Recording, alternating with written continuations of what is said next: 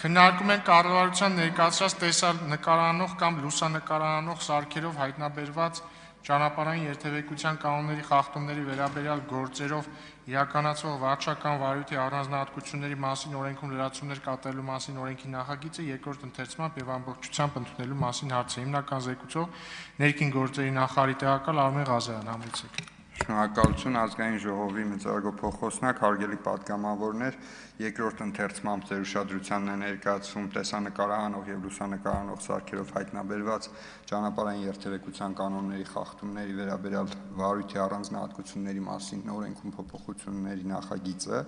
Փոփոխությունների նախագիծը հիմնականում առնչվում է Հայաստանի Հանրապետությունում հաշվառում ունեցող տրանսպորտային միջոցներով օտարերկրացիների կողմից կատարված խախտումներին, ներկայումս վարչարության առանձնահատկություններով պայմանավորված այս խախտումները ուղարկվում են տվյալ անձանց հաշվառման հասցեներով եւ ավելացնում են ուրեմն վարչարական ծախսերը անցած տարի այդ թիվը մոտավորապես 90 միլիոն դրամ է եղել ներքին գործերի նախարարության համար մեր առաջարկությունը կայանում է հետևյալում, որպեսզի տվյալ խախտումները ուղարկվեն սահմանային անցման կետեր եւ օտարերկրացիները հնարավորություն ունենան տվյալ խախտումների համար իրենց վարչական տուգանքները մարել սահմանային անցման կետերում, եթե օտարերկրացին արդեն իսկ դուրս եկած կլինի Հայաստանի Հանրապետության տարածքից, ապա վերադարձի պարագայում հնարավորություն կունենա մարել եւ այնուհետեւ մուտք գործել Հայաստանի Հանրապետության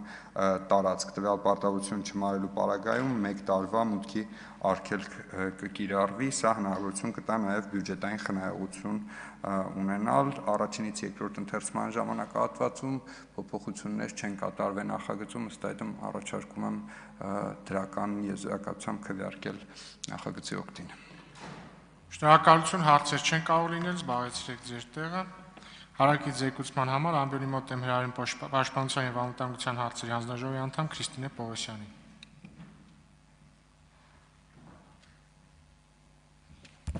Շնորհակալ եմ հարգարժան փոխոսնակ, հարգելի գործընկերներ, ինչպես պարոն Ղազարյանն ասեց, այս օրենքի ընդունմամբ ոչ միայն բյուջեի ծախսերի խնայողություն ենք անում, ընդհանուր մինչև անցած տարվա դրությամբ, եթե համարենք այս տարի նույն քանակությամբ ակտեր կկազմվեն 90 միլիոն դրամի եւ բացի դրանից շատ քիչ աննշան տոկոսներ էր, որ այդ կազմված ակտերը վճարումներ էին կատարվում, որովհետեւ գնում էին հասցեներով, որոնք կորում էին հենց այդ հասցեներում այս օրենքի փոփոխությամբ մենք հնարավորություն ունենք նաեւ ոչ միայն խնայողություն անել պետական ծախսերի, այլ նաեւ մուտքագրումներ անել, քանի որ երկրից դուրս գալու սահմանի վրա ստիպված են լինելու խախտումները վճարել։ Օրենքը ստացել է դրական եզրակացություն մեր հանձնաժողովում, խնդրում եմ կողմ քվեարկել։ Շնորհակալություն, կարող եք զբաղեցնել ձեր տեղը մտքերի փոխանակության համար հերթագրում։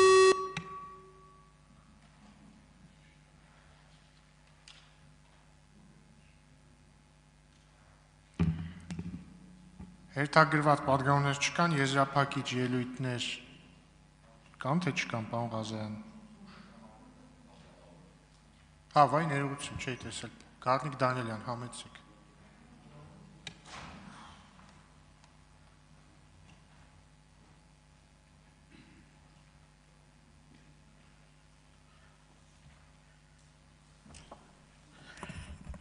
Քանի որ հարցեր տալու հնարավորություն չունեի, ես հնարավորություն ուզում եմ օգտագործել շատ կարևոր մի հարցի վերաբերյալ ձեր ուշադրությունը հրավիրելու եւ նաեւ համատեղ լուծումներ գտնելու շատ եմ լինում քրեակատարողական հիմնարկներում եւ վերջերս մի դեպքի ականատես եղա, երբ որ քրեակատարողական հիմնարկում գտնվող անձիկ հետևյալ հարցը բարձրացրեցին, ուրեմն տուգանվել էին տեսախցիկներով եւ այդ տուգանքի չվճարման կամ ուշացման պատճառով մարդիկ հայտնվել էին քրեակատարողական հիմնարկում։ Ես ուզում եմ մի հատ պարզաբանող ձեզ հարց տամ։ Ինչ դեպքերով պայմանավորված կամ մարդիկ ինչ, այսինքն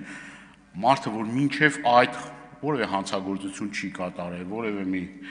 դատվածություն կամ որևէ մի խնդիր չունի, ինչի համար պետք է այդ թեմայով հայտնվի քրեակատարողական հիմնարկում։ Ես Կխնդրեմ այդ հարցին պատասխանեք, անչափ կարևոր է եւ ձեր բարձաբանումներն եմ ուզում լսեմ, որովհետեւ եթե պարզվի, որ նման դեպքերում մարդիկ հայտնվում են քրեակատարողական հիմնարկում, դա լուրջ մտահոգության առարկա, որովհետեւ գիտենք, որ եթե մարդ հայտնվում է քրեակատարողական հիմնարկում ամիսներով, պարզ է, չէ, որ այդ մարդու հոգեբանության վրա դա լուրջ ազդեցություն է ունենում։ Շնորհակալ եմ։ Շնորհակալություն, Տիկին Պողոսյան, եզրափակիչելու չեք ունենա, համեցեք, պարոն Ղազարյան։